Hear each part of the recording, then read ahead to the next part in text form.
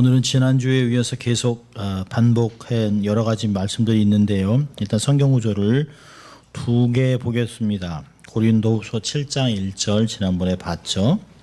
고린도후서 7장 1절.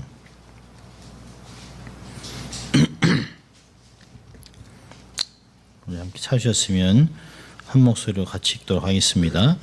그런즉 사랑하는 자들아, 이 약속을 가진 우리가 하나님을 두려워하는 가운데서 거룩함을 온전히 이루어 육과 영의 온갖 더러운 것에서 자신을 깨끗게 하자.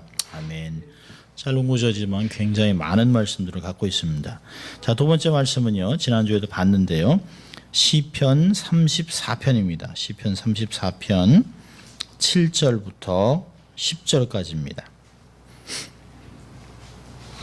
시편 34편 7절부터 10절 같이 읽습니다. 여호와의 사자가 주를 경외한 자를 둘러 진치고 저희를 건지시는도다. 너희는 여호와의 선하심을 맛보아 알지어다. 그에게 피하는 자는 복이 있도다. 너희 성도들아, 여호와를 경외하라. 저를 경외하는 자에게는 부족함이 없도다. 젊은 사자는 궁핍하여 줄일지라도 여호와를 찾는 자는 모든 좋은 곳에 부족함이 없으리로다. 아멘. 지난주에는 신앙의 기본기 첫째 파트를 말씀드렸습니다. 하나님이 우리에게 원하는 것은 당신을 경외하는 것. 그래서 하나님이 경외하는 것을 배워라. 너희 자손들에게 가르쳐 그들이 나를 경외함을 알게 하라 라고 하는 것들을 말씀했습니다. 그래서 말씀을 지키고 하나님의 말씀을 경외하고 하나님 마음을 배우고 하나님 경외함을 배워서 자녀들에게 계속 대대로 가르치라 라고 하는 말을 했습니다. 하나님을 경외하는 자의 결과는 복이 있습니다. 후손이 잘 됩니다. 또 우리의 삶의 인도함을 받게 되죠. 또 장수함이 있다라고 얘기를 했습니다. 그리고 마지막에 봤던 게, 그렇다면 하나님을 경외함이라는 건 도대체 무엇일까라고 하는 말을 우리가 보았습니다. 하나님을 경외함은 하나님을 의식하고 살아가는 것이다 라고 했습니다. 범사에 여호와를 인정하라. 그리하면 그가 내 길을 지도하시리라 라고 하는 잠언서 3장 5장 6절의 말씀을 보았습니다. 오늘은 두 번째로 하나님을 경외함이란 무엇일까? 둘째로는 악을 멀리하는 것입니다. 우리 잠언서 8장 13절을 볼까요? 잠언서 8장 13절. 잠언서 8장 13절입니다.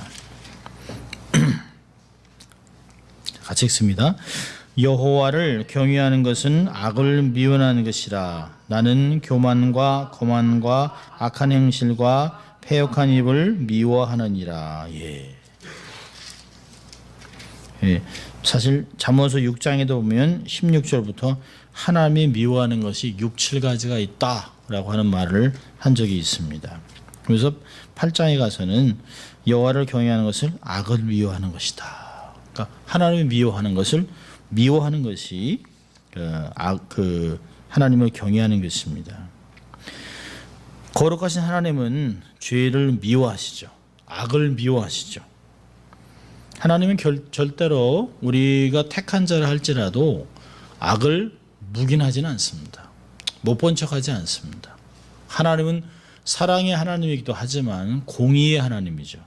공의의 하나님이기 때문에 우리의 죄를 반드시 다루세요. 용서는 당연히 하시죠. 하나님이 용서하지 못할 죄는 이 세상에 없습니다. 동성애는요, 하나님이 용서하세요. 그러나 그에 대해서는 벌은 엄청나게 받습니다. 하나님이 공의의 하나님이 다루세요. 그럼 동성애자는 구원을 못 받았나요? 그가 예수님을 구주로 영접했다면 하나님이 구원을 하세요. 그러나 구원은 받았지만 상급이 하나도 없어요. 하나님 앞에 내가 내게 준 인생을 가지고 어떻게 살았냐에 대한 상벌을 받게 되어 있습니다. 그래서 우리가 백보자 심판에 선다라고 하는 말을 성경이 이야기하는 것이에요. 예수 믿으면 심판이 없다. 그건 반쪽만 하는 복음을 얘기하고 있습니다. 하나님 우리에게 다 상급을 주시게 하셨어요. 그러나 우리의 구원은 한순간에 받지만 상급은 일한 대로 주시는 것들을 볼 수 있어요. 잠언서 14장 9절을 보면 이런 말씀이 있습니다. 잠언서 14장 9절에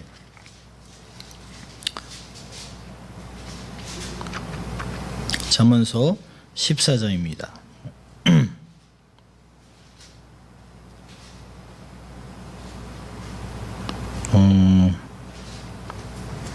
네, 제가 잘못 찾은 것 같으네요.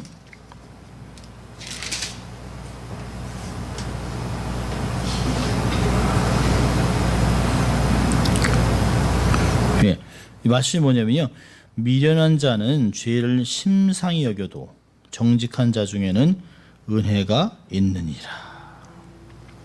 구절이 맞네요. 미련한 자는 죄를 심상히 여겨도, 제가 10절로 봤어요. 정직한 자 중에는 은혜가 있습니다. 그러니까 미련한 자는 죄를 심상히 여긴다는 말이 뭘까요? 죄를 가볍게 여기는 거예요. 그러니까 죄의 판단은 우리에게 있지 않습니다. 되게 사람들이 그런 얘기예요. 이게 뭐가 죄야? 이 정도는 죄에 끼지도 못해. 딴 사람 봐. 악인에 비하면 그래도 나는 괜찮지라고 하는 말들을 종종 들을 때가 있습니다. 그럴 때마다 제가 마음이 철렁철렁해요. 어떻게 스스로 우리가 창조물이 하나님이 정해놓은 죄와 악에 대한 선과 악을 우리가 정의를 내릴 수 있다는 것이에요. 이미 정의가 내려져 있어요. 근데 우리가 스스로 우리의 말과 기준과 삶과 지식을 가지고 그 깊이를 결정하고 있습니다. 창조물은 선과 악을 기준할 자격이 없어요. 누구를 막론하고 하나님이 정하신 선과 악의 경계선을 넘나들 사람은 없습니다. 우리는 스스로 악의 경계선을 좀 넓히려고 해요.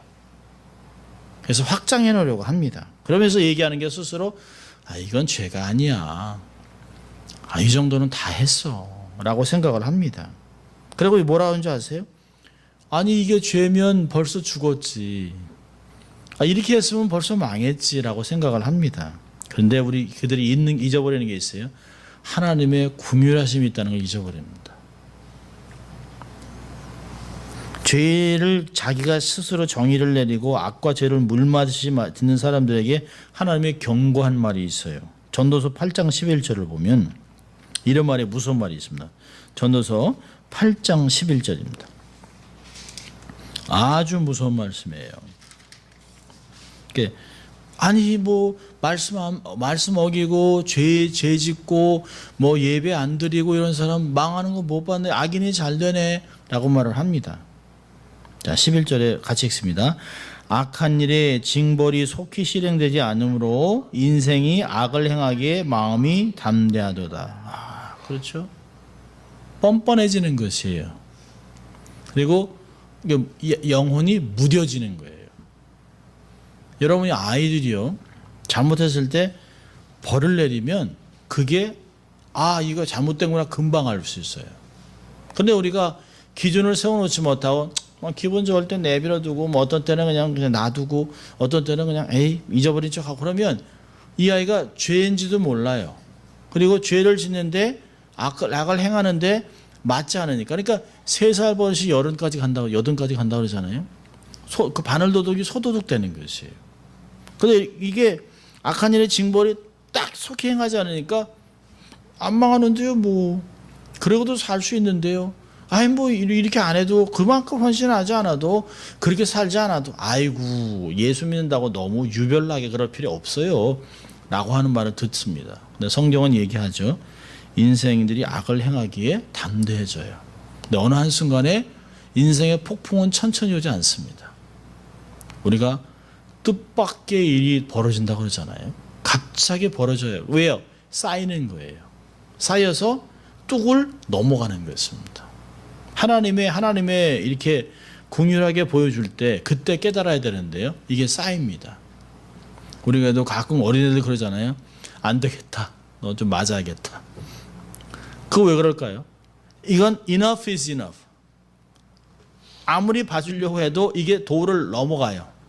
그러니까 도를 넘어가니까 경찰도 티켓을 떼고 법이 법망으로 해서 감옥에 재우기도 하고 법판 그 앞에 세워서 심판해서 일을 하는 것이에요. 징벌이 속히 실행되지 않는 것은 하나님이 긍휼이 있기 때문에 그래요. 깨달으라고 하는 것이에요. 하나님의 품이 그렇게 넓어요. 신명기 12장 28절에서는 선과 악의 기준이 뭐냐면 이렇게 얘기하고 있어요. 내가 내게 명하는 모든 말을 너는 듣고 지키라. 내 하나님 여호와의 목전에 선과 의를 행하면 내 후손에게 복이 있으리라. 선과 의는 하나님 앞에 있는 거예요. 신전의식, 하나님이 내게 말씀하신 걸 그대로 행하는 것이에요. 죄에 대한 우리의 태도가 명확하지 않으면 우리는 거룩함을 잊어버리고 사는 거예요. 죄에 대한 태도를 생각할 때 이거 참 이걸 어떻게 하지? 라고 하면서 단계가 있습니다. 죄를 행하지 않는 단계가 있는데 우리는 스스로 아주 저급한 것으로 만족할 때가 있어요. 자, 첫째 단계는 뭐냐면 자신의 손익관계를 생각해서 죄를 안 짓습니다. 악을 짓는 게 악을 미워해서 그러는 게 아니라 손해볼 것 같아요. 예를 들면 이제 마음에 정욕을 품고 있지만 간음이나 음란의 죄를 짓지 않아요. 왜? 손해가 되는 것이기 때문에. 근데 이 마음 안에 늘 있어요. 아이고 이러다 또 맞지, 뚫겨 맞지.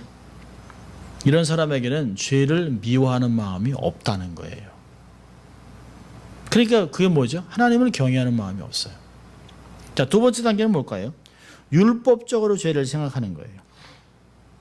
무슨 수를 써서라도 오직 편안하기를 원하는 거죠. 주일 출석도 하고 11조도 내고 빚진 것을 갚고 가진 것 중 일부 구제도 하고. 그런데 이게 의무예요. 기쁨이 하나도 없어요. 그냥 하는 거예요. 근데 이런 건 주로 누구에게 있냐면 모태신앙들에게 있습니다. 익숙한 거예요. 익숙한 거. 그러니까 저희 조카들하고 지난주 얘기를 했는데요. 불신자하고 신자들하고 이렇게 모여서 얘기를 하면 신자들은 저희 아들도 그렇고 저희 조카들도 다 목사 아들들이니까 11조는 그냥 의례 당연한 거예요. 이건 평생 자라면서 이렇게 해온 거기 때문에 그건 아예 하진 않습니다. 그런데 자기 친구한테 이렇게 전화를 했는데 친구들에게 그런 얘기를 한다는 거예요. 신앙생활 어떻게 하냐? 그러니까 이게 돈을 버는데 부족해. 11조 이게 너무 큰 것 같아. 그렇게 얘기를 한다는 거예요. 그 조카가 충격을 받는 거예요. 아니 이건 당연한 건데. 그 지난주에 저희가 그런 얘기를 했어요. 야 10에 9에다 포커스를 맞춰야 되는데 10에 1에 포커스를 맞추니까 1이 커지면 9가 커지는 건데 세상에서 이런 장사가 어디 있습니까? 장사라 해서 죄송합니다만 이런 장사가 어디 있어요? 그 하나 넣고 9를 먹는 건데요. 근데 그런 생각을 못 한다는 거예요. 이게 자꾸 일이 커져 보여요. 그러니까 행위 속에서 만족을 얻으려고 합니다. 이 정도 이렇게 했으니까. 잃어버린 그 영혼이나 미전도 종족을 향한 하나님 마음에는 아예 무관심해요. 이 정도까지 하면 됐지. 그러니까 근데 그런 사람들 안에는 자기만족이라는 게 있습니다. 그리고 자기가 세워진 기준이 있어요. 그래서 익숙합니다. 신앙생활이 새로워지는 것이 아니라 익숙해져 있어요. 죄를 미워함도 없어요. 자, 세 번째로는요. 주님을 좀 기쁘시게 하려는 그 태도가 있습니다. 이게 되풀이해서 짓는 죄 때문에 마음에 근심하는 사람이에요. 내가 왜 자꾸 이럴까? 원인을 찾습니다. 하지만 정직하게 하나님께 나가려고 하는 마음은 없어요. 하나님을 경외하는 마음을 갖고 있지 않습니다. 자, 마지막으로 어떤 단계가 좋을까요? 죄를 미워하기 때문에 죄를 짓지 않는 거예요. 하나님이 미워하는 것이기 때문에 나도 미워하게 돼요. 사람들은 죄를 짓기로 결정하기 때문에 죄를 짓는 거예요. 왜요? 죄를 사랑하기 때문에. 죄는 다 재밌습니다. 익사이팅하죠. 도박, 이런 마약, 이게 삶을 흥미주지 않으면 그거 할 일이 없어요. 죄에서 자유케 되는 유일한 길은 뭘까요? 죄에 대한 하나님의 태도를 갖는 거예요. 이거 하나님 미워하는 거지. 그럼 나도 미워. 이런 마음이 있어야 된다는 거죠. 다시 말해서 하나님을 경외하는 마음을 갖는다는 것이에요. 죄를 미워하면 당연히 죄를 안 짓죠. 죄가 밉지 않은 상태까지 있으면 그건 위험한 거예요. 우리가 점점 조금씩 떨어지고 있다는 거죠. 타협하고 있다든지 내 손익관계를 따져본다든지 아니면 율법적으로 익숙해져 있다면 그건 아직은 단계가 안 된 것이에요.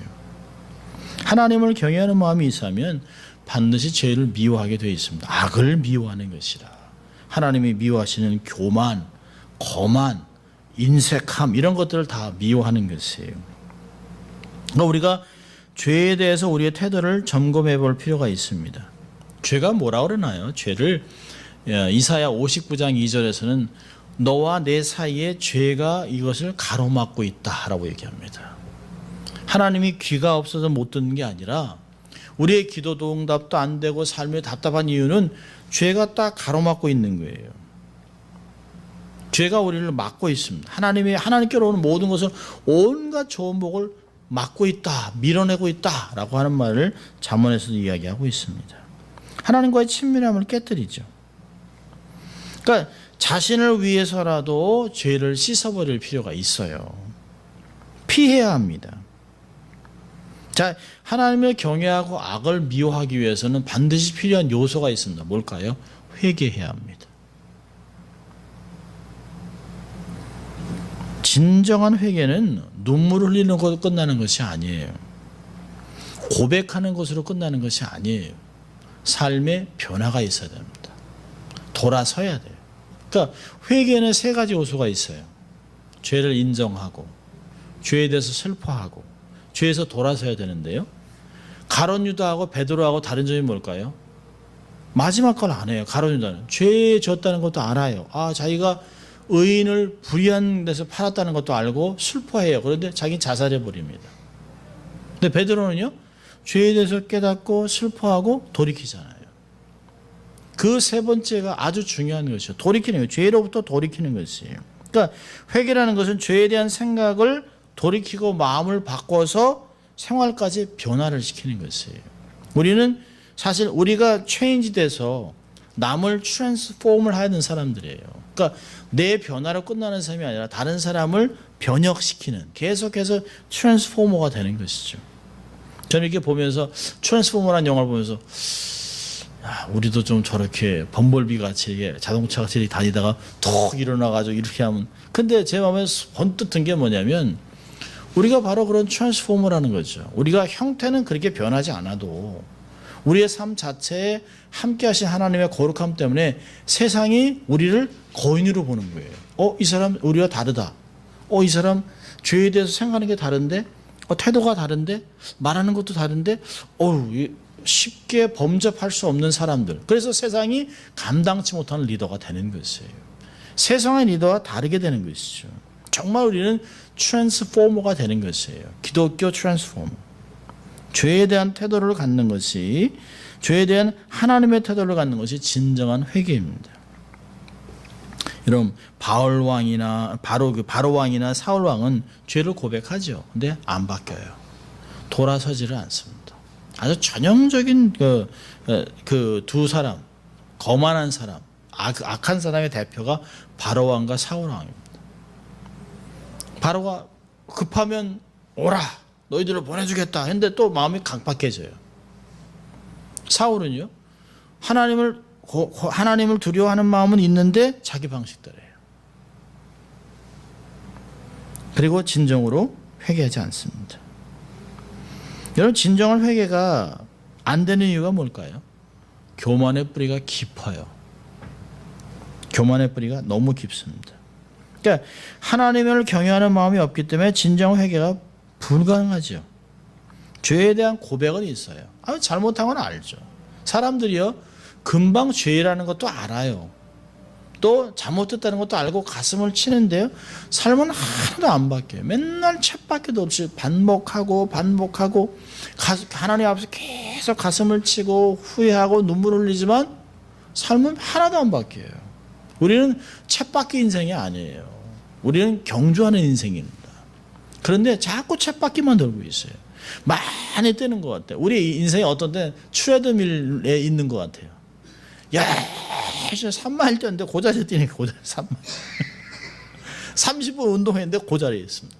앞으로 전진하지 못하는. 햄스터가 이게 쳇바퀴 돌다가 지 속도에 견디다 못해가지고 몸이 튕겨 나오는 거 보면 얼마나 웃기는지 몰라요.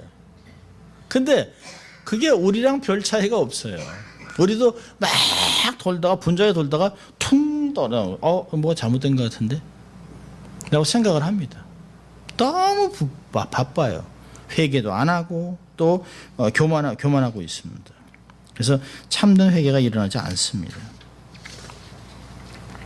얼마나 안타까운지 몰라요. 자, 세 번째로 하나님을 경외하는 건 뭘까요? 하나님을 경외한다는 것은 하나님의 말씀을 기쁘게 순종하는 거예요. 기쁘게, 즐겁게. 앞에서 말했지만 하나님 말씀에 순종하지 않는 것은 경외함이 부족해서 그래요. 그래서 요나 보세요. 요나가 하나님을 경외함이 없어요. 하나님은 무서워해요. 하나님을 알아요. 근데 하나님을 경외함이 없으니까 하나님의 말씀을 거역합니다. 니느웨로 가라 하는데 이 사람은 하나님의 말씀 듣는 게 아니라 환경을 보죠. 갔는데 욥바로, 마침 욥바로 가는 배가 있어요. 그러니까 그 배를 타고 가요. 그래서 편하게 갑니다. 여러분, 순풍에 돛단 듯이 간다고 해서 하나님 뜻이 아닐 수 있어요. 내가 원하는 대로 이루어진다고 하나님이 원하는 거 아니요. 하나님 말씀에 위배되는 거면 아무리 순풍에 돛단이 해서 아니에요. 아닌 건 아닙니다. 근데 우리는 가끔 하나님의 말씀과 다른 환경의 변화를 갖고서 이게 하나님 뜻인가 보다라고 자기를 스스로 속일 때가 많습니다. 그리고 서로 위안하죠. 하나님, 난 이게 하나님 우리에게 내게 주신 거야. 내가 이렇게 가야지 괜찮아. 이거 봐, 환경이 따라오잖아.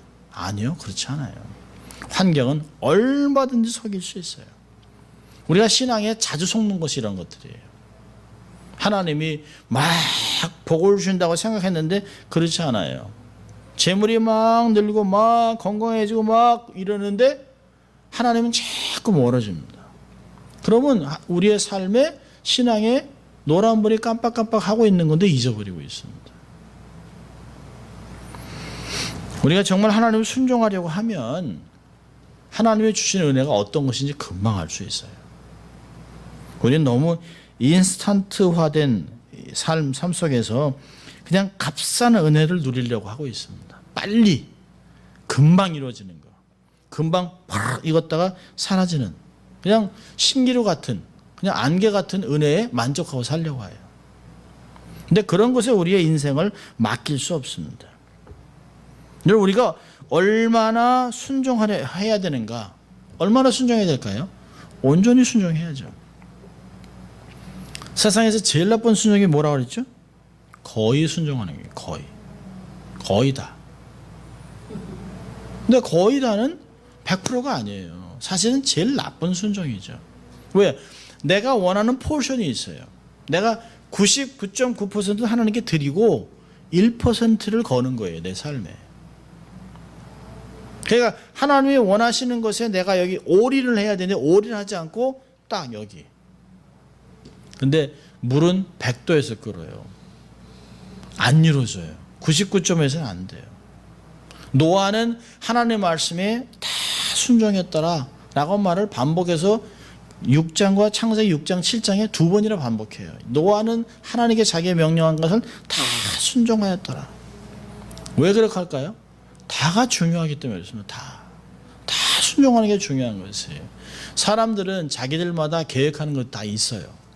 아주 남들은 모르지만 그럴듯하게 차려입었지만 그럴듯하게 신앙생활 하지만 못 놓는 것들이 있어요. 그게 우리를 순종하지 못하게 하는 것입니다.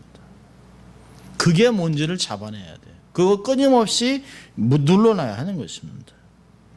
부분적으로 순종하는 것은 불순종이랑 똑같아요. 왜 이게 어려우냐면 자기가 순종했다고 여기고 있기 때문에 그렇습니다. 분명히 아닌데요. 순도가 100%가 아닌데 자기는 많이 드렸다고 생각해요. 이 정도면 하나님께 얼마큼 더 하란 얘기야. 이만큼 하면 다 해. 근데 우리의 수준이 이렇게 높은 수준인데 자꾸 저급한 거 비교를 하고 스스로 만족해요. 자율하죠. 아, 이 정도면 많이 하는 건데. 근데 우리의 기준이 위에 있단 말이에요. 높은 기준을 요구하시는데 하나님이 우리는 아주 저급한 것에, 아니 우리가 어떻게 초등학생다고 따지고 내가 훨씬 더 많이 안다 그렇게 할 수 없잖아요. 적어도 나보다, 신앙은 나보다 앞선 사람을 바라보는 거예요. 아, 내가 이렇게 살아야겠다. 그리고 나보다 낮은 사람들을 통해서 비교하면서 기뻐하는 게 아니라 그들을 당겨주는 힘을 써야 됩니다. 신앙생활 이렇게 하는 거예요. 이렇게 격려할 필요가 있는 것입니다. 함께 가야 됩니다. 어떻게 순종해야 될까요? 즉시 기쁘게 자원해서 온전하게 하는 것이, 그런 열정이 있을 때 말씀이 새롭게 보이기 시작합니다. 참 신기하죠. 참 이 말씀을 얼마나 오래 읽었을까요? 제가 얼마나 1년에 얼마나 많이 읽겠어요. 근데 어떤 때는 습관적으로 읽죠. 습관적으로 읽을 때가 있어요. 빨리빨리 읽지, 빨리. 그때는 은혜를 못 받아요. 근데 어느 한순간에 내가 스스로 말씀에 푹 빠질 때가 있어요. 푹 빠지면 안 보이던 게 보여요. 안 보이던 게. 그렇게 많이 읽었는데 아무 줄도 안 거놨어요. 말씀에 줄도 안 거놨는데 이 글자가 갑자기 이렇게 크게 보이는 거죠. 그러면서 그 말씀에 우리의 마음에 그냥 꽉 와닿는, 아이고 내가 이걸 놓치고 있었구나. 이걸 하나님 보여주셔서 감사합니다. 그래서 시편 기자가 기이한 법도를 깨달을 수 있도록 눈을 열어달라고 하는 이유가 있는 거예요. 하나님 내 눈을 열어주십시오. 잘 깨달을 수 있게 도와달라고 하는 기도가 얼마나 중요한지 몰라요. 우리가 정말 어떤 일을 얼마큼 하는 것보다 더 중요한 건 하나님이 어떤 분인지를 아는 게 너무 중요한 것이에요. 하나님이 도대체 어떤 분이신지, 어떤 마음을 갖고 있는지, 그분이 내게 요구하는 게 뭔지, 내가 그것을 행하고 있는지, 그걸 자세하게 우리 스스로 돌아볼 필요가 있는 것이죠. 우리가 내가 하려고 하는 것, 내 의지, 내 계획, 그것을 막 앞세우면 우리는 계속 돌아가는 거예요. 계속 인생을 돌아가는 겁니다. 어려운 길을 가는 것이 근본적으로 잘못하고 있는 것이에요. 여러분, 예수님에게 가장 중요했던 게 뭘까요? 이 생애에서 나는 아버지의 뜻을 이루려 왔다. 요한복음 5장에서 그랬잖아요. 나는 스스로 판단하지 않기 때문에 내 판단은 옳다. 나는 하나님께 듣고 보지 않은 것은 행하지 않는다. 내가 하나님을 기쁘시게 하기 때문에 아버지께서 나와 항상 함께한다. 이거 얼마나 귀한 말인지 몰라요. 그걸 반대로 한다면 내가 하나님을 기쁘시게 하지 않으면 하나님이 나와 함께하지 않는다는 거예요. 내가 아버지를 기쁘시게 하기 때문에 그분이 나와 함께한다. 그러니까 예수님은 이 땅을 살아가면서 인생이 어떠해야 됨을 계속 얘기해 준 거예요. 너희들이 정말 나를 사랑하는 자는 어떤 사람이냐? 아버지의 계명을 가지고 지키는 자라야 나를 사랑하는 자니. 그러면 나도 너희를 사랑하고 하나님이 자기를 너희들에게 나타내리라. 그 얘기를 하셨잖아요. 말씀을 사랑하라는 것이에요. 말씀을 순종하라는 것이에요. 율법 중에서 가장 큰 율법이 뭡니까? 라고 율법사가 나타나 얘기하니까 하나님을 사랑하고 내 이웃을 내 몸같이 사랑하라. 너희도 이렇게 해라. 사마리아, 선한 사마리아 그 예화를 주면서 너희도 이렇게 해라 라고 얘기하잖아요. 너희 아직도 깨달음이 없느냐? 믿음이 적은 자들아 행하라고 얘기하는 것이에요. 행하라고. 그러니까 야고보서에도 2장의 20절에 그러잖아요. 2장 17절에요. 행함이 없는 믿음은 죽은 믿음이라. 말씀을 순종해야죠. 하나님을 경외한다면 그분의 말을 잘 듣고 그분의 말을 잘 이해하고 그분을 잘 이루어드리려고 하는 것이에요. 가끔 이제 그 한국 옛날 드라마 같은 걸 보면 주인이 뭐 중요한 걸 시키면 그 종이 그걸 주인의 뜻대로 이루려고 하든 실수하지 않으려고 해를 쓰고 자기 목에 칼이 들어와도 해를 쓰는 것을 보면서 저게 종인데 우리가 주의 종이라고 얘기하면서 종이 아니라 맨날 주인 행세만 하려고 그래요. 주인 행세만. 내 맘대로 내 뜻대로 그게 아닌데 이런 얘기를 많이 합니다. 내 생각에는 맨날 하나님의 말씀에 토달고 아닌 것 같은데요. 그게 아니고 뭐 그러고 있습니다. 참 하나님이 우리 인간 같은 성정을 가지고 그 관도라 너 그냥 싫으면 관도 이러면 얼마나 무섭겠어요. 답답한데도 또 가르쳐주고 또 기다려주고 뺑뺑 돌린 다음에 또 가르쳐주고 또 이해시켜주고 그리고 데려가고 끌고 가고 그런 모습들을 보면서 하나님 말씀을 언제나 자원해서 행할까 그걸 기다리고 있습니다. 언제나 처리될까 이러고 있습니다. 하나님의 명령을 즐겁게 순종할 필요가 있어요. 하나님을 알게 되면 하나님을 경외하는 마음을 갖게 되죠. 그러면 하나님께 인정받는 것이 얼마나 중요한지를 깨닫습니다. 사람의 인정이 이렇게 중요한 것이 아니에요. 온전한 순종이 불순종과 같다는 것을 우리는 사울에게서 볼 수 있습니다. 사울 왕. 사울이 얼마나 대단한 사람입니까? 자기는 연약한 사람이라 그러고 남들 밑에 숨어 있고 광주리 뒤에 숨었는데 남들보다 덩치가 크고 다른 사람보다 머리 하나는 더 크고 대단해요. 다윗하고는 체격상으로 상대가 안 돼요. 온 민족을 초대 왕으로 삼았어요. 그런데 하나님한테는 근심 덩어리가 됐습니다. 사울을 왕 삼은 것을 내가 후회한다 라고 하나님이 그런 얘기까지 하셨어요. 사무엘상 15장 10절을 보면 이런 말을 합니다.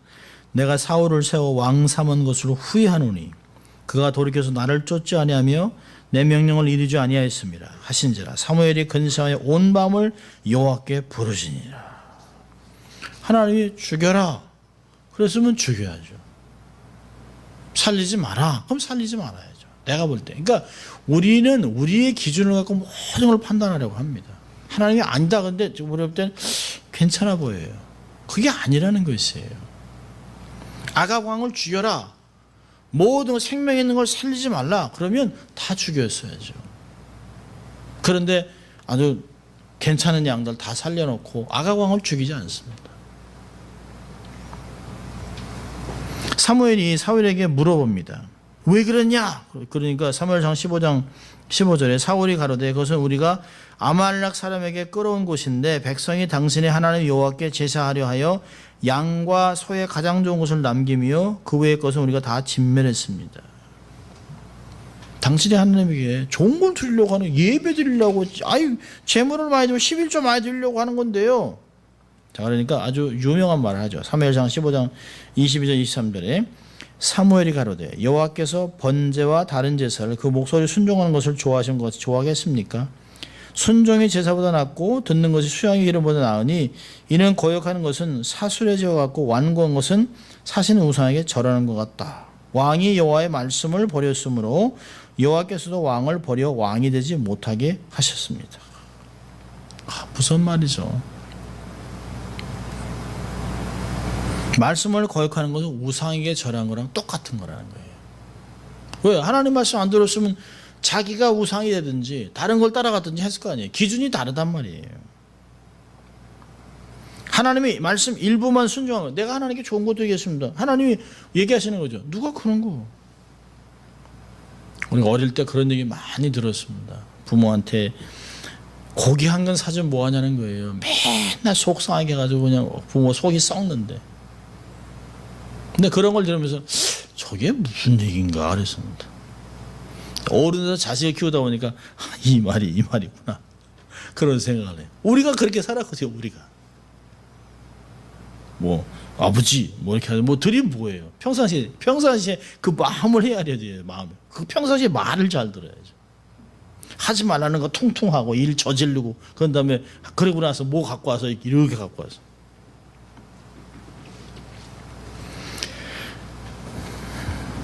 자기가 하나님께 제사를 드리기 위한 좋은 명분이 있었다고 하더라도 그건 불순종과 똑같은 거죠. 사무엘의 책망을 듣고 사울이 하나님의 마음이 하나님을 경외하는 마음이 없었다고 솔직히 털어놓았습니다. 15장 24절에 이렇게 얘기를 해요. 사울이 사무엘에게 이르되 내가 범죄했나이다. 내가 여호와의 명령과 당신의 말씀을 어긴 것은 내가 백성을 두려워하여 말을 청종하였습니다. 사람의 말을 들었다는 거예요. 사람 말. 하나님을 경외하는 마음이 없는 것이 불순종의 원리입니다. 온전한 순종을 가능케 하는 것은 바로 하나님을 경외하는 거예요. 다 정말 존경하고 사랑하고 그럼 그분의 말을 들어드리고 싶죠. 자, 네 번째로 하나님을 경외하는 것은 뭘까요? 사람을 두려워하지 않는 것이에요. 잠언서 29장 25절에 보면 사람을 두려워하면 올무에 걸리거니와. 여러분 사울 금방 말씀드린 것이 사울에게서 하나님 온전한 순종 어렵게 한 건 뭘까요? 하나님이 아니에요. 사람을 의식한 거예요. 보니까 백성이 자꾸 말을 안 듣고 그래요. 그리고 그래도 자기를 떠날 것 같아요. 그러니까 사람 말을 듣는 거예요. 사람을 의식하는 것이에요. 그러니까 하나님을 경외한다는 것은 사람을 두려워하지 않는 것이에요. 사람이 내게 어찌하랴 이런 시편 기자의 말을 들어야 되는데요. 사람이 자기를 죽일 것 같으니까, 자기 말을 안 들을 것 같으니까, 자기를 따라오지 않을 것 같으니까 덕분 하나님을 잊어버려요. 지금 보이는 게 다예요. 그게 우리들의 삶입니다. 여러분, 하나님을 경외함과 사람을 의식하는 것은 반비례예요. 반비례. 하나님 의식, 사람 의식. 어떤 때는 우리가 정말 사람을 두려워하지 않는다는 게 차갑게 교만한 걸 얘기하는 것이 아니에요. 내가 이때 하나님이 하지 말라고 그랬으니까 하지 말아야지. 사람이 아무리 끌어들이고 아무리 그냥 가만히서로 얘기를 해도 아니면 아니지 하는 그걸 얘기하는 것이에요. 내가 그런다고 다 한다고 뭐 남들이 다 그렇게 하는데 뭐 이거 뭐 이렇게 하는 게 아니라는 거예요.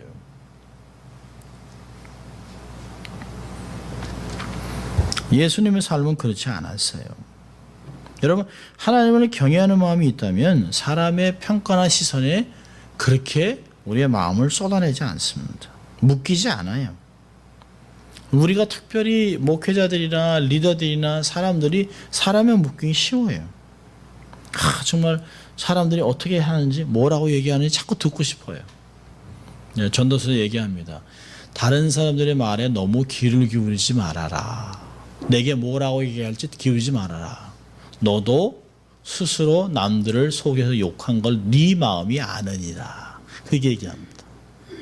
우리도 가끔 사람 없으면 대통령도 욕하잖아요. 근데 남들이나 욕하면 싫어요. 그래서 저 인간이 내게 뭐라고 그러나.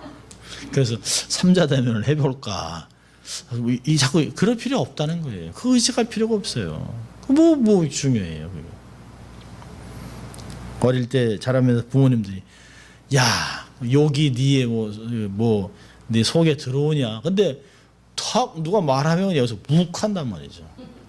근데 이게 나이가 먹으면서 인생에게 경륜이 쌓이면서 그거 뭐 귀가 두 개인데 이게 한쪽 두고 몰린다죠.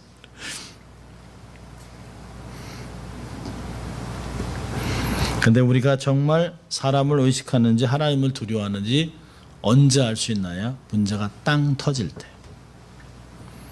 우리 삶에 하나님이 믿음의 분량만큼 시험을 준다고 고린도전서 10장 13절에 얘기해요.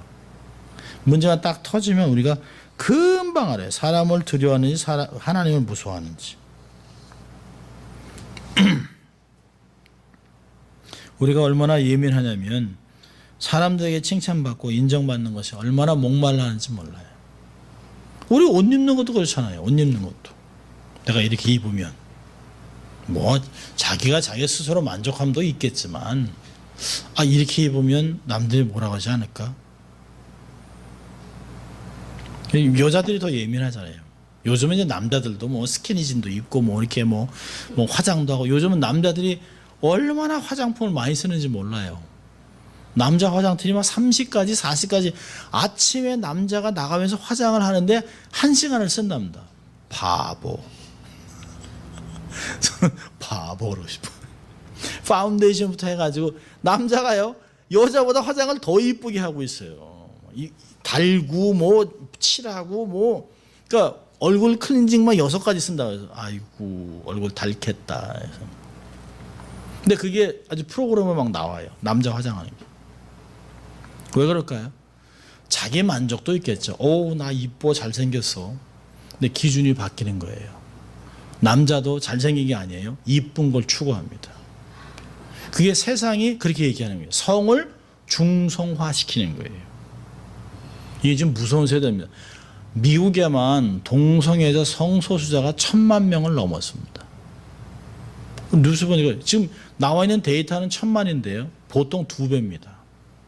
그러니까 2,000만 정도가 동성애자들이 거의 3억 인구에 2,000만이면 어마어마한 거예요. 2,000만이면. 한국의 인구의 반이 동성애자라고 생각해 보세요. 얼마나 무섭습니까? 얼마나 무서운지 몰라요.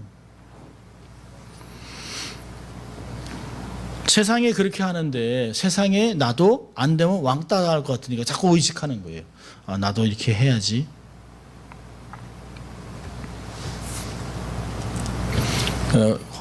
예루살렘에서 세계에서 가장 큰 게이 퍼레이드를 했어요. Free to be bi. Free to be yourself가 아니에요. Free to be bi. bi. bisexual. 이게 되라는 거예요. 성이 없어요. 이제는 성이 없어요. 그러면 거기 가보고 싶은 거죠. 하나님이 딱 어려움을 주면 내가 정말 사람 의식하는지 하나님 의식하는지 금방 알 수 있어요. 인생의 폭풍이 올 때 돌아볼 필요가 있습니다. 그러니까 정말 사람 의식하는 것이 아니라 하나님을 의식하고 하나님이 나를 뭐 어떻게 보시는가, 하나님이 나에게 뭐라고 그러시는가, 그걸 들을 필요가 있다는 것이에요. 그래서 우리는 지혜를 달라고 기도해야 돼요. 하나님 분별할 수 있도록 도와주세요. 내가 사람의 말에 휘둘리지 않게 도와주세요. 사람 말에 그렇게 무게두지 않도록 도와주십시오. 그게 얼마나 필요한지 몰라요. 사람을 기쁘시게, 사도 바울이잖아요. 내가 사람을 기쁘시게 하랴 하나님을 기쁘시게 하랴. 사람을 기쁘게 하면 나는 하나님의 종이 아니니라. 그렇게 사도 바울이 얘기하잖아요. 나는 죽으나 사나 다 하나님의 것이요 나의 나 된 것은 하나님의 은혜라. 이게 사도 바울이 고백한 것입니다. 하나님을 경외하는 것 쉬운 것이 아니에요. 사람을 두려워하면 올무에 걸려요. 턱 하고 걸립니다. 그러면 그들을 따라가게 돼요. 자, 마지막으로는요. 하나님을 경외한다는 건 더 많습니다만 오늘 여기까지만 하려고 합니다. 하나님을 경외한다는 것은 하나님의 때를 기다릴 줄 아는 거예요.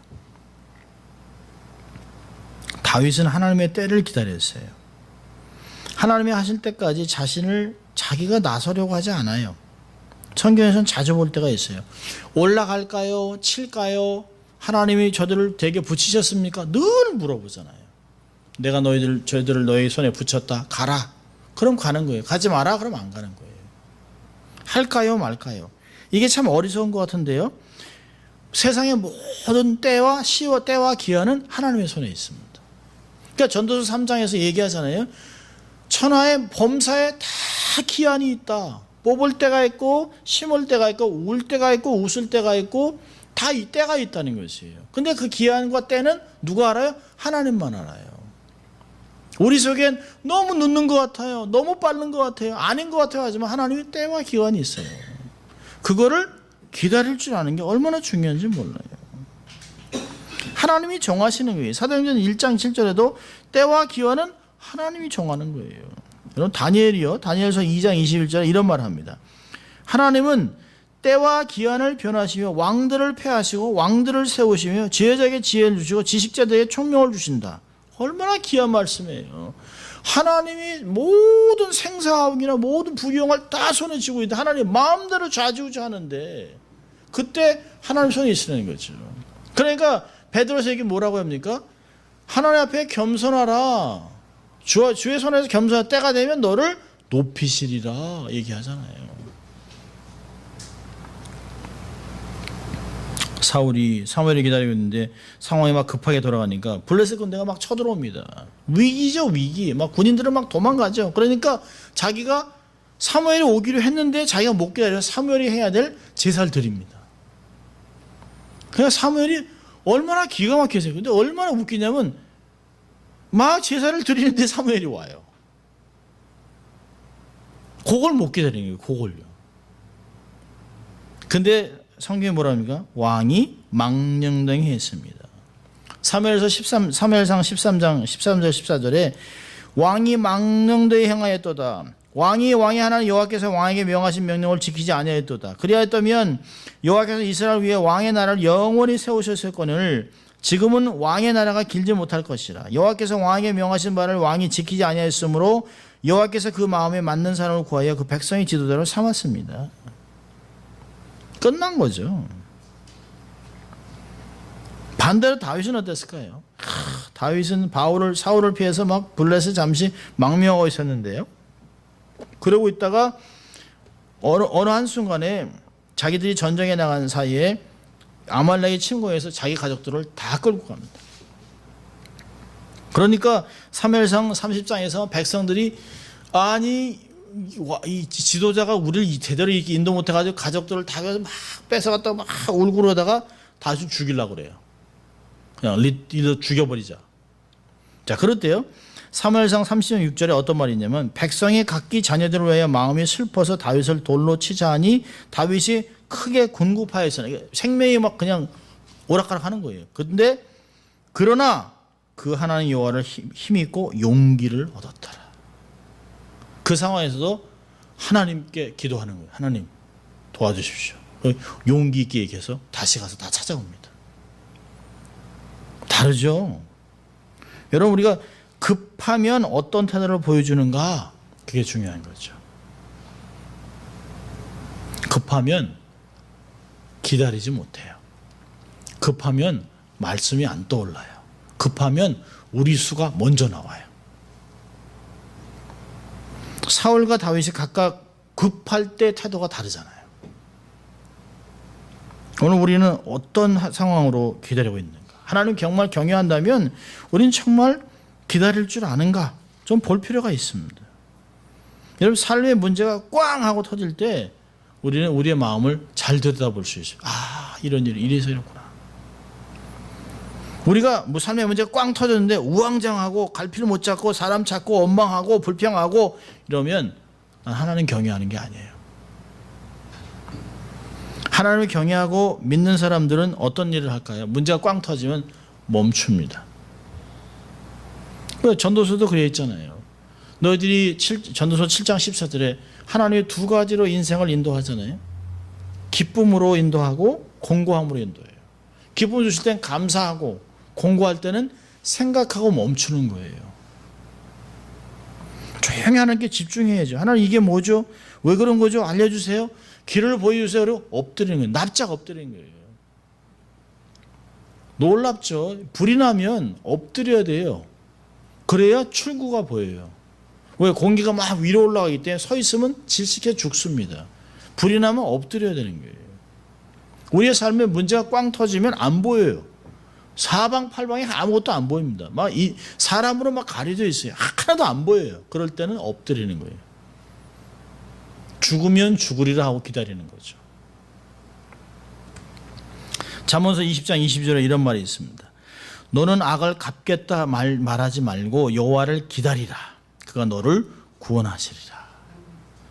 어떨 땐 막 속이 뒤집어지죠. 그런 말 하잖아요. 내가 정말 소리 나지 않는 총만 있으면 그냥 쏴 죽이겠다고. 그런 말 해요. 오죽 답답한 그런 얘기를 하겠어요.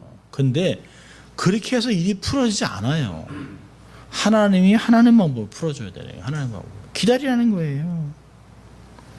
유다서 1장에서는 그럽니다. 20절 21절에 사랑하는 자들아 너희는 너희의 지극히 거룩한 믿음에 자기를 건축하며 성령으로 기도하며 하나님 사랑 안에서 자기를 지키며 영생에 이르도록 주 예수 그리스도의 긍휼을 기다리다. 기다리라는 거예요. 반드시 더딘 것 같아도 이루어지는 때가 있어요. 때가 있어요. 하나님을 경외한다고 하면서 현실에 불평을 한다면 그건 아닌 거죠. 참 이렇게 말하는, 이렇게 말씀을 가르치는 이 전하는 저도 상황이 딱 멈추면 어휴 막 합니다. 제 아내가 증인이에요.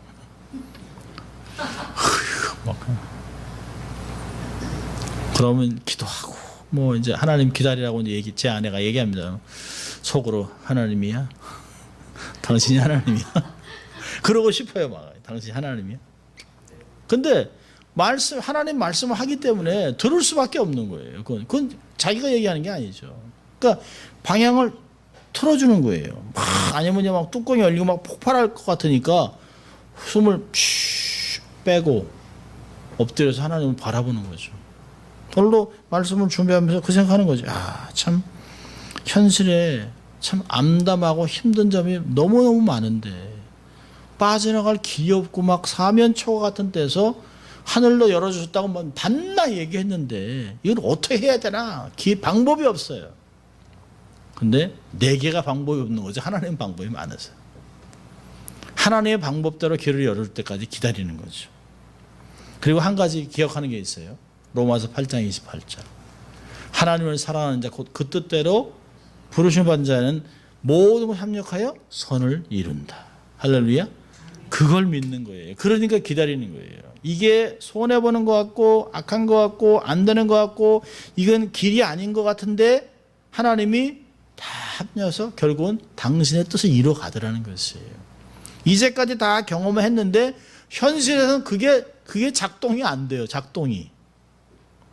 그게 하나님을 경외함이 없기 때문에 그런 것이죠. 하나님을 경외하는 것이 이러한 깊이를 말하는 것이에요. 그래서 솔로몬이 전도서의 마지막 자기 인생을 총정리하면서 결론 내린 게 뭘까요? 전도서 12장 13절에 그 말을 하잖아요. 노년에 자기 인생 전체를 총정리하면서 얘기를 해요. 일의 결국을 다 들었으니 하나님을 경외하고 명령을 지킬지어다. 이것이 사람의 본분이니라. 노년에 그 얘기를 하는 거예요. 노년에 자기가 다 즐겨봤어요. 다 해봤어요. 헛되고도 다 헛돼요. 다 헛돼요.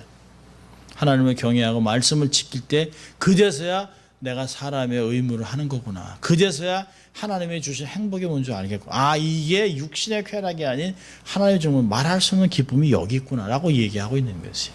인생의 본질은 하나님과 동행할 때 온다는 것이. 하나님을 경외할 때. 하나님을 경외함으로 온전히 복을 누리고 축복의 통로로 살아가는 여러분 되시기를 주의 이름으로 축원합니다. 기도하겠습니다. 하나님 아버지 감사합니다. 오늘도 하나님 저희들을 부르셔서 우리 신앙의 기본을 가르쳐 주신 주님, 하나님을 경외함으로 모든 것을 행할 수 있도록 하시고 하나님이 요구하시는 것을 감당해서 결국에는 하나님으로부터 오는 복을 경험하는 축복을 우리가 유통하는 인생들이 될 수 있도록 하나님 축복하여 주시옵소서. 감사하고 예수님 이름으로 기도합니다. 아멘.